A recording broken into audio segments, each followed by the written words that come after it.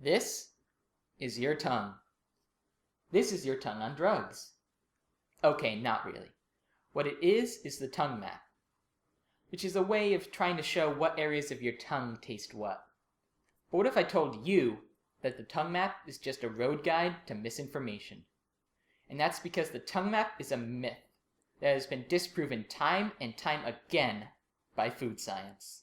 So where did this idea originate? Well, a German scientist wrote a paper in 1901 that I won't even try to pronounce. He measured the amount of a stimulant it took to have the taste register in areas around the edge of the tongue. He found that certain areas of the tongue had different thresholds for perceiving different tastes. This is true. But the scientist presented his data like this, which made it look like certain parts of the tongue were responsible for certain tastes. When this was reimagined by a Harvard psychology professor in the 1940s, he presented the relative sensitivity like this. The problem?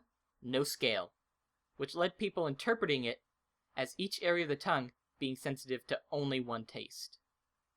This led to the sectioned off tongue map we all know about and know is wrong.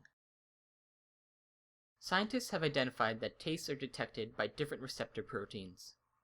If the map was accurate, bitter receptors would only be in the back, and salt ones would only be in the front, but they are found all over the tongue. Certain regions may be more sensitive to a taste than others, but every tasting spot on your tongue can detect all tastes. In addition, the tongue has two nerves that send taste information from the tongue to the brain, one in the front of the tongue and one in the back.